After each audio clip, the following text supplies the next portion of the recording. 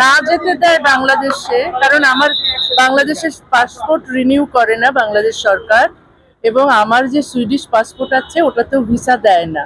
না দিলে তো আমার কোনো ভ্যালিড ডকুমেন্ট নেই যাওয়ার জন্য। বাংলাদেশে ফিরতে চান, কিন্তু ফিরতে দিচ্ছে না বাংলাদেশের সরকার। কলকাতা বিমানবন্দরে দাঁড়িয়ে এমন কথাই বললেন জনপ্রিয় লেখিকা তাসলিমা নাসরিন। তাসলিমা জানান, আমি বাংলাদেশে ফিরতে চাই, কিন্তু বাংলাদেশ সরকার আমায় ফেরাতে চায় না। আমার পাসপোর্ট এখনও রিনিউ হয়নি, আপাতত ভারতে থাকব। তাসলিমা আরও জানান, খুব শীঘ্রই আবার কলকাতায় ফিরবেন। অক্টোবর মাসে কলকাতা আন্তর্জাতিক বইমেলায় যোগ দিতেই তার এই সফরের পরিকল্পনা। যদি না যেতে দেয় বাংলাদেশে, কারণ আমার বাংলাদেশের পাসপোর্ট রিনিউ করে না বাংলাদেশ সরকার, এবং আমার যে সুইডিশ পাসপোর্ট আছে ওটাতেও ভিসা দেয় না। না দিলে তো আমার কোনো ভ্যালিড ডকুমেন্ট নেই যাওয়ার জন্য। আপাতত ভারতেই থাকবে। কলকাতা থেকে কিরম স্মৃতি নিয়ে ফিরলেন? খুবই ভালো স্মৃতি, মানুষের ভালোবাসা, বিশেষ করে সাধারণ মানুষের ভালোবাসা এত পেয়েছি যে আমার চোখে জল চলে এসেছে।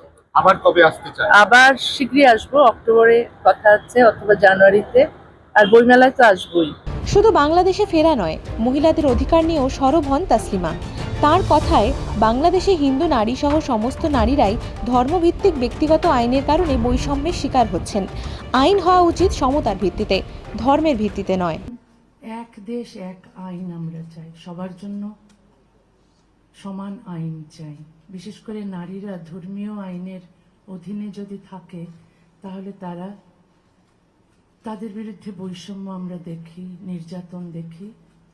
তো সেইগুলো চলে যায় যদি আমরা সমান অধিকারের ভিত্তিতে অভিন্ন দেওয়ানি বিধি তৈরি করি, এবং এটা মাস্ট, এটা সভ্যতার প্রথম শর্ত।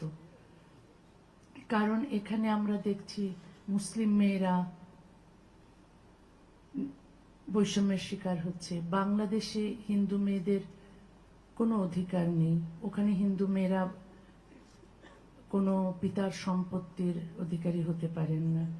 তারা ওখানে হিন্দু পুরুষেরা বহুবিবাহ, ওখানে তাদের বহুবিবাহ প্রথা তারা উদযাপন করেন। যে কোনো হিন্দু পুরুষ প্রচুর বিয়ে করতে পারেন, কোনো হিন্দু মেয়ের ডিভোর্স করার স্বাধীনতা নেই। কিন্তু ভারতবর্ষে সেই হিন্দুদের জন্য যে আইন ছিল 1956 হিন্দু অ্যাক্টে, সেটা সমানাধিকারের ভিত্তিতে করা হয়েছে, কিন্তু বাংলাদেশে করা হয়নি।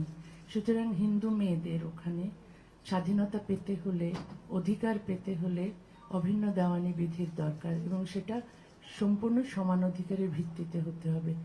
বাংলাদেশে মুসলিম মেয়েরা বৈষম্যের শিকার ধর্মীয় আইনের কারণে। তো এই সমস্ত বৈষম্য চলে যাবে যদি অভিন্ন দেওয়ানি বিধি সমানাধিকারের ভিত্তিতে করা হয়।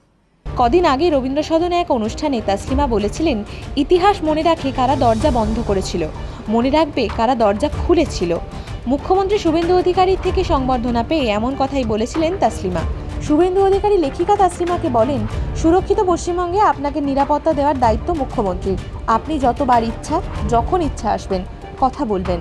আমি আসছেন শুনে আমি শুধু মুখ্যমন্ত্রীও নয়, তথ্য সংস্কৃতি দপ্তরেরও মন্ত্রী। আমি উনাকে স্বাগত জানালাম বন্দে মাতরমের সার্ধশতবর্ষ ঋষি বঙ্কিমচন্দ্রের ছবি দিয়ে। পশ্চিমবঙ্গে আপনি স্বাগত। আপনি লেখিকা, আপনার লেখা সবাই পড়ে, আপনার গুণগ্রাহীর সংখ্যা প্রচুর। আপনি এখানে ভালো করে বলুন, এবং পশ্চিমবঙ্গের যে ব্যবস্থার পরিবর্তন হয়েছে সেইটা নিশ্চিতভাবে আপনার অভিজ্ঞতায় আপনি দেখেছেন। একবার নয়, আপনি যখনই মনে করবেন বারে বারে আসবেন। সুরক্ষিত পশ্চিমবঙ্গে আপনাকে নিরাপত্তা দেওয়ার দায়িত্ব রাজ্যের মুখ্যমন্ত্রী তথা পুলিশ মন্ত্রী শুভেন্দু অধিকারীর। সবাই খুব ভালো থাকবেন। প্রসঙ্গত, এর আগেও কলকাতায় এক সাংবাদিক বৈঠকে ভারত, বাংলাদেশ ও পাকিস্তানে অভিন্ন দেওয়ানি বিধি বা ইউনিফর্ম সিভিল কোড চালুর পক্ষে সওয়াল করেছিলেন তাসলিমা নাসরিন। তার মতে, সব নাগরিকদের জন্য একই আইন প্রযোজ্য হওয়া প্রকৃত সমতা প্রতিষ্ঠার পথ। আমি বলেছিও যে বাংলাদেশে এবং ভারতবর্ষে, পাকিস্তান, এই উপমহাদেশে এই অভিন্ন দেওয়ানি বিধির খুব দরকার। আসলে পৃথিবীর যে কোনো সভ্য দেশেই এই অভিন্ন দেওয়ানি বিধি আছে। একদিকে দেশে ফেরার আকাঙ্ক্ষা, অন্যদিকে পাসপোর্ট রিনিউ না হওয়ার জটিলতা, আর সেই সঙ্গে মহিলাদের অধিকার ও সমতার প্রশ্নে ফের সরব Taslima Nasrin. Bureau report, Asianet news Bangla. আমাদের ভিডিও ভালো লাগলে লাইক এবং শেয়ার করুন। কমেন্ট সেকশনে গিয়ে জানান আপনাদের মতামত। আরও ভিডিও পেতে আমাদের চ্যানেল সাবস্ক্রাইব করুন এবং প্রতি মুহূর্তে খবরের আপডেট পেতে প্রেস করুন বেল আইকন।